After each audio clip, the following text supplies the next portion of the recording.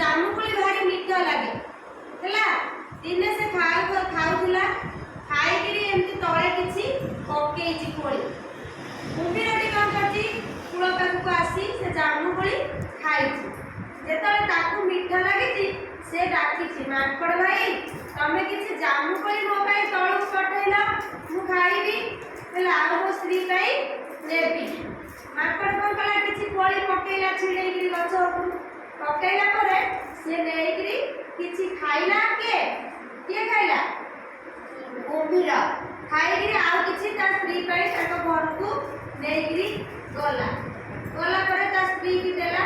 ତା ସ୍ତ୍ରୀ ବି ଖାଇଲା ପରେ ତା ସ୍ତ୍ରୀ କ'ଣ କହିଲା ନା କହିଲା ଏ କୋଳି ଏତେ ସୁଆଦିଆ ଲାଗୁଛି ମିଠା ଲାଗୁଛି କୋଳିକି ଯିଏ ଖାଉଥିବ ତା କଲିଜା କେତେ ସୁଆଦିଆ ହେଇଥିବ ମିଠା ଲାଗୁଥିବ ତ ନା ହଁ ମିଠା ଲାଗୁଥିବ ହେଲା। କିଏ କହିଲା? କୁମ୍ଭୀରର ସ୍ତ୍ରୀ କୁମ୍ଭୀରକୁ କହିଲା ଆଉ ତମେ ଯାଅ ଗୋଟେ କାମ କର ତମ ସଙ୍ଗାତକୁ ସେଇ କୁମ୍ଭୀର ଭାଇ ଯେଉଁ ମାଙ୍କଡ଼ ଭାଇକି ସାଙ୍ଗରେ ଦିନେ ଧରିକିରି ଆମ ଘରକୁ ଆଣି ଆସ ଆମେ ତାକୁ ଏଠି ମାରି ଖାଇବା ଆଉ ହେଲା। ଚାଲାକ କରି କୁମ୍ଭୀର ପୁଣି ଆଉ ଦିନେ ଗଲା ଗଛ ମୂଳକୁ କଥା ହେଲା କୋଳି ଖାଇଲେ ମାଙ୍କଡ଼ କୋଳି ପକେଇଲା କୁମ୍ଭୀର ଖାଇଲା। ଖାଇସାରିଲା ପରେ ମାଙ୍କଡ଼ କହିଲା କୁମ୍ଭୀର କହିଲା ମାଙ୍କଡ଼ ଭାଇ ଆମ ଘରକୁ ଦିନେ ଚାଲ ବୁଲି ଆସିବ। ମାଙ୍କଡ଼ କହିଲା ମୁଁ ତ ନଈ ପହଁରା ଶିଖିନି ମୁଁ କେମିତି ତମ ଘରକୁ ଯିବି ନା ତମେ ମୋ ପିଠି ଉପରେ ବସିବ ମୁଁ ତମକୁ ଆମ ଘରକୁ ନେଇଯିବି ହେଲା। ମାଙ୍କଡ଼ କହିଲା ହଉ ଆଉ ଆମେ ଯିବା ବୁଲିକିରି ଆସିବା ଆଉ ସଙ୍ଗା ତୁଳିକି ଦେଖିକିରି ଆସିବା ଆଉ। କିଏ? ତା ସ୍ତ୍ରୀ କି କୁମ୍ଭୀରର ସ୍ତ୍ରୀ ହେଲା। ଗଲେ ମାଙ୍କଡ଼ କ'ଣ କଲା କୁମ୍ଭୀର ପିଠିରେ ବସିଲା ପରେ କୁମ୍ଭୀର ପହଁରି ଗଲା। ଯେମିତି ମଝି ନଈରେ ହେଇଛି କୁମ୍ଭୀର କହିଲା ମାଙ୍କଡ଼କୁ ମାଙ୍କଡ଼ ଭାଇ ମୁଁ ତମକୁ ଆଣିଛି କ'ଣ ପାଇଁ ଜାଣିଛ? ତମେ ଏତେ ସୁଆଦିଆ କୋଳି ଖାଉଛ କୋଳି ଏତେ ମିଠା ଲାଗୁଛି ମାନେ ତମ କଲିଜା ବି କେତେ ମିଠା ଲାଗୁଥିବ ସେଇଥିପାଇଁ ମୋ ସ୍ତ୍ରୀ କହିଲା ମୁଁ ତମକୁ ଆଣିକିରି ଆଜି ଆଇଛି ଆମେ ଆମ ସ୍ୱାମୀ ସ୍ତ୍ରୀ ଦୁଇ ଜଣ ତମକୁ ଖାଇବୁ ଆଉ ମାରିକିରି ଆଉ ହେଲା।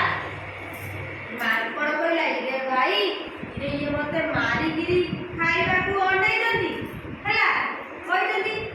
ମାଙ୍କଡ଼ ମନରେ ବୁଦ୍ଧି ଚିନ୍ତା କଲା ହେଲା କ'ଣ କରିବ ମୁଁ ତ ଆଜି ଯଦି କୁମ୍ଭୀର ଭାଇ ସାଙ୍ଗରେ ତା ଘରକୁ ଯାଉଛି ଆଉ ଇଏ ତ ମୋତେ ମାରି ଖାଇଦେବେ।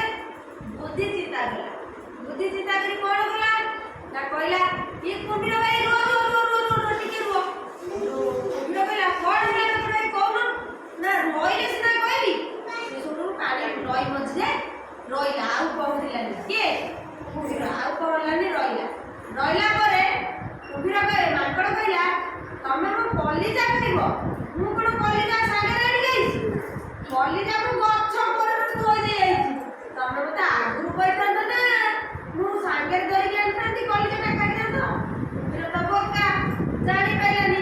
ମାଙ୍କଡ଼ ବୁଦ୍ଧି କରିଛନ୍ତି ତା ମାଙ୍କଡ଼ କଥାରେ ସିଏ ହଜିଗଲା। ପୁଣି କହିଲା ମୋତେ ନେଇ ଚାଲ। ପୁଣି କ'ଣ କଲା କୁମ୍ଭୀର ମଝି ନଈରୁ ଦୌଡ଼ିକିରି ଜାମୁକୋଳି ଗଛ ମୂଳକୁ ଫେରି ଆସିଲା। ଆସି ଯେମିତି ଗଛ ପାଖାପାଖି ହେଇଛି ମାଙ୍କଡ଼ ଗଛ ଉପରକୁ ହେରା କୁଦା ନେଇଲା। କହିଲା ଇରେ କୁମ୍ଭୀର ଭାଇ ତମେ ଏତେ ବୋକା କଲିଜା କ'ଣ ଗଛ କୋରରେ ରୁହେ? କଲିଜା ରୁହେ ଦେହ ଭିତରେ। ମୁଁ ତମକୁ କହିଲି ତମେ ବୋକା ବୋଲିକି ମୋତେ ନେଇ ଆଇଲ ଆଉ କ'ଣ ମୁଁ ଯିବି ତମେ ଯାଅ ହେଲା। କୁମ୍ଭୀର ସବୁ ମନ ଦୁଃଖରେ ଫେରିକିରି ଗଲା।